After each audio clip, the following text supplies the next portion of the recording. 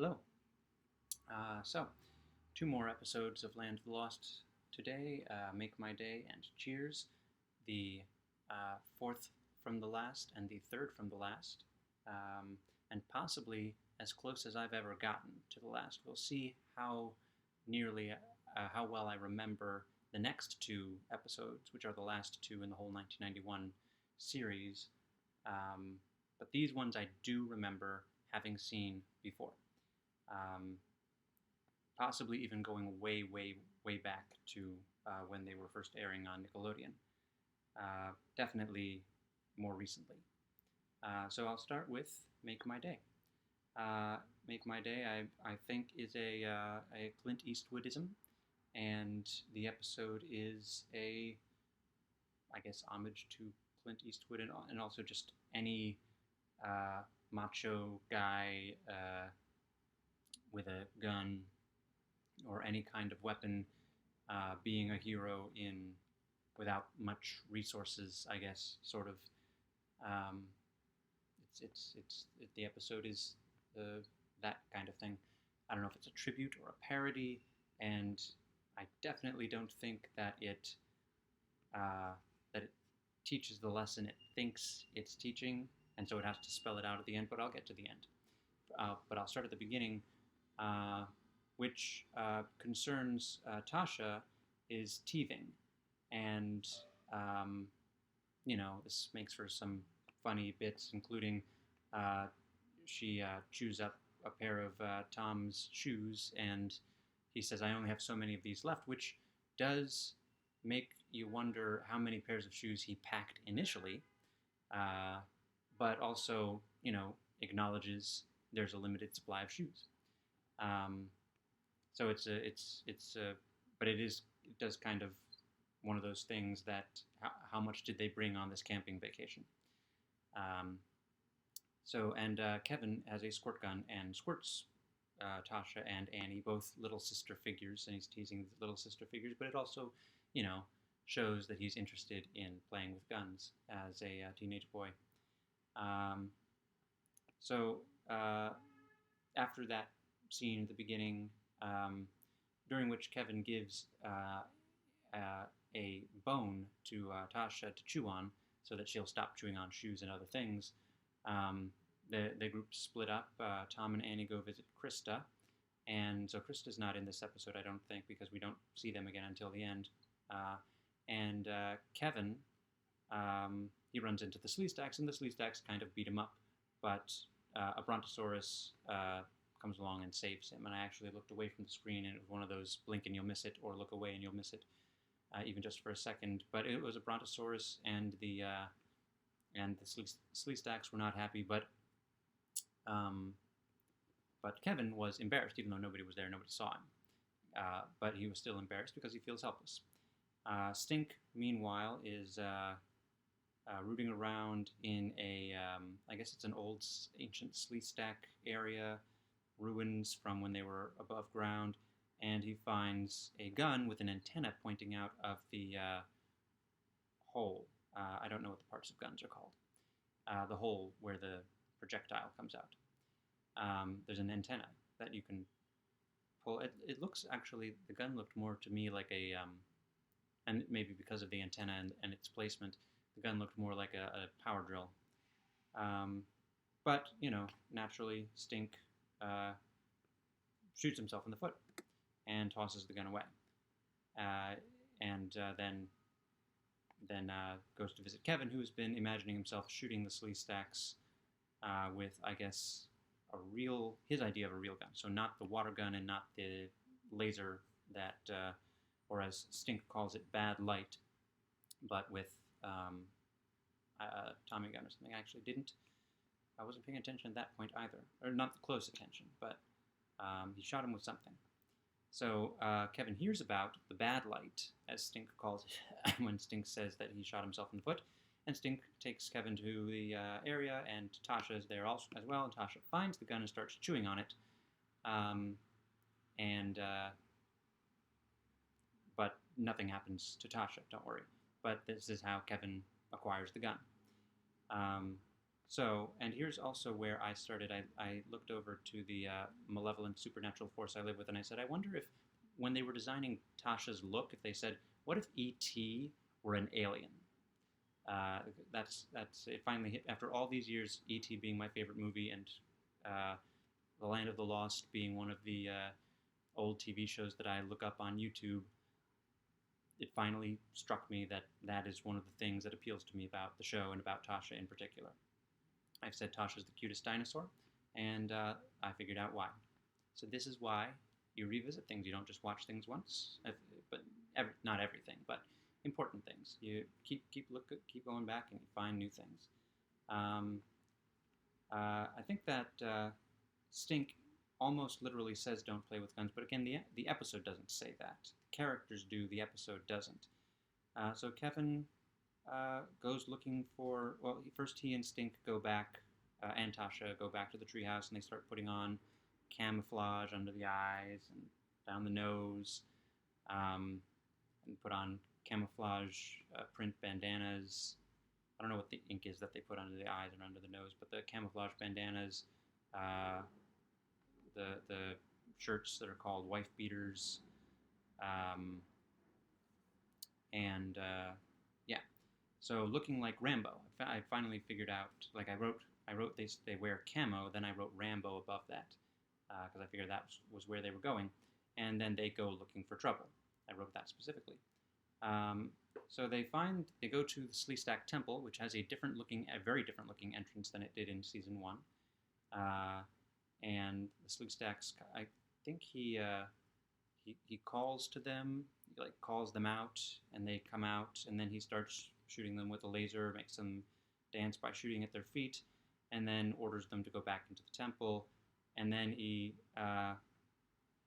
Scarface comes along, or chases, like he and Stink are walking away in triumph, having triumphed over the Sleestacks, and Tasha comes running up behind them, being chased by Scarface, and Kevin doesn't say hello to my little friend to Scarface, and I looked that quote up because I wanted to make sure that it's from the movie Scarface, because I've seen it, but I haven't really seen it, and that could have been from any number of Al Pacino movies.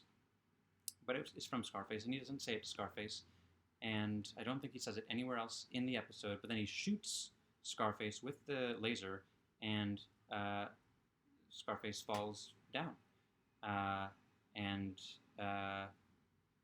Kevin thinks that he has killed Scarface, and he goes over, he does a thing where he puts his leg up on the fallen animal and says, I have won, and then Scarface starts moving, and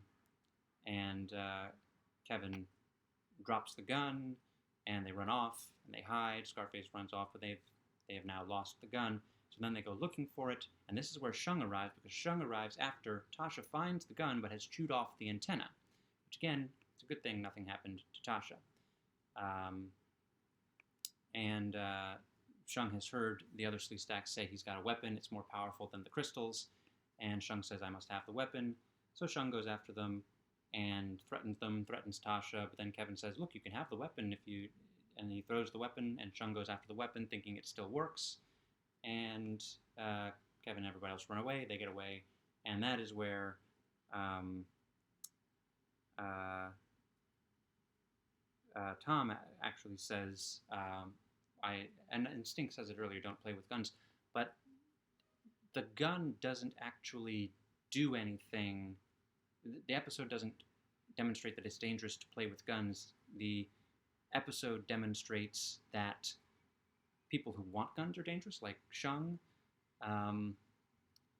that the guns attract people, attract villains, and make you think that you're more powerful than you are, but the gun doesn't actually do anything, which it's a family show, so maybe the family show didn't know how to tackle that, but wanted to tackle that, similar to other things that they've wanted to tackle but haven't done a really good job of it. But I feel like the episode doesn't have that message, so the characters say it explicitly, so that the message is said. Maybe the writers knew that the episode wasn't saying it, but they didn't know how to do it better. I don't know. But so that's that episode. And then Cheers is another weird thing for a family show about prehistoric times to tackle. Stink is running from the slee stacks. Stink runs up in a tree and starts eating the fruit in the tree, but the fruit has fermented and become alcoholic, and so Stink gets drunk. That is the first thing that happens in the episode. Meanwhile, Kevin wants to ask Krista out. He's practicing on Tasha, which Tasha, in her voice, kind of making it sound like no, and Kevin's like, yeah, she's gonna say no, and then he actually tries to go do it and does it badly, and it doesn't work. And then on the way from doing that, he runs into Stink, who takes him to what Stink calls special fruit. And they get drunk together, and Kevin goes back, and there's actually, apart from the fact that he's drunk, is a sweet kind of exchange. It's more sweet on Krista's part, because Kevin says, "Have I ever told you how beautiful you are?" And she says, "Only with your eyes, Kevin Porter." And so that is a great line, that is a nice thing, but he's drunk, and so it shouldn't, it's tainted. But he gets his date this time, and so Tom agrees to lend him the truck. Annie helps Krista pick out something to wear. I almost wrote pick out a dress, but it's really more of a toga, what she settles on. It's bright pink, and I don't know where it came from. It's kind of like her bathing suit. It's nice, and it's kind of exotic in a way that the person who's lived for decades in the jungle would have a dress like this, toga or whatever, but you wonder where she got it. Maybe left over from her parents. Maybe on their vacation, her mom brought her entire very nice wardrobe. Let's see. On the way to the date, Kevin stops for more special fruit and then ends up crashing the truck sidewise, not front, because this is a couple episodes before the last episode they ever made, so I don't know if they knew they were done, but they wanted to preserve the truck, damage the side of it instead of the front. He falls asleep and then wakes up later on in the dark, misses his date. Stink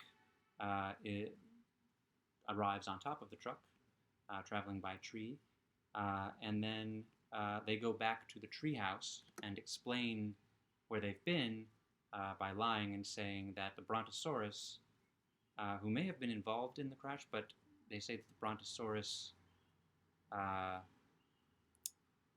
caused them to swerve into a mud patch, and they had to get it out of the mud patch, and that's why it took a long time, so that he doesn't have to say that he was an unsure driver and ended up running the truck into a tree, which is more dangerous and more his fault. And Stink feels very guilty about the lies and says no more lies. And so, let's see. Krista's very unhappy. Everybody's very unhappy. Kevin and Stink go get drunk again on the fruits, and this time Tasha does too. And this time Tom catches them and explains what's going on to the audience and to Annie. Says, well, when fruit ferments and it becomes alcoholic, I think ferments is the right word, becomes alcoholic, and it can make people drunk. And Tasha ends up throwing up, demonstrating that that's something I think Stink does too. So Tom and Annie come upon Stink and Tasha. Kevin has already gone looking for Shung because he wants to challenge Shung. Because again, teenage boy, early 90s, has got to assert dominance and imitate Rambo and Clint Eastwood. So let's see. He is about. Oh, he wants to steal, and this is where I remembered the episode more than anything else. He wants to steal. Shung's wrist has got kind of a spiky wrist guard, and Kevin wants to steal that and give it to Krista. That's his fantasy. But of course, he's no match for three. He finds them all three sleeping against a tree, kind of like in the novel Jurassic Park. A T-Rex is seen to be sleeping against a tree, kind of sitting up against a tree and sleeping, and that is what went through my mind when I got to that image. But of course, he's no match, especially drunk. He's no match for them. Krista comes to the rescue and holds off Shung, who says another time, long hair. I guess he just woke up. He would have gone after Kevin, but he knows that Krista's more of a threat. and so he just lets her go. And then Krista scolds Kevin for how he treated her, but then she says that he's treated himself worse than he treated her. Um, treating his body with the poison, or putting that poison into his body. And she says, you got to take better care of yourself. And so when we next see him, he is sawing wood. It is his punishment, a couple of weeks of, I guess, sawing wood, maybe other chores too, but that's what we see him doing. Stink arrives and says, no more funny fruit. And then, let's see, Kevin says, lucky I had my seatbelt on. He says that to Stink about the crash. They're summarizing the episode, and this I did a better job of saying don't drink or drink responsibly is probably what they were going for, but for kids, don't drink. And so he says, luckily I have my seatbelt on, which is a public service announcement type of line. And then Stink says that the funny fruit doesn't solve problems, it makes them bigger. So spelling it out again, but the episode this time did a better job of what they were trying to convey, I think, to their child audience. So that's that for those two episodes. And then, as I said, the next two are the last two. And I'm pretty sure I've seen Misery Loves Company. That is the very last episode. Sorceress's Apprentice, which features the return of Keela. And now as I'm reading the synopsis, I'm thinking maybe I do have memories of that one, but I almost certainly didn't watch it the last time I went through the whole series. So we'll see how familiar that looks. And just one thing, in the Make My Day description, it says that that gun is an ancient Sleestack weapon, but Shung doesn't seem to recognize it. So, but it is found among the Sleestack ruins.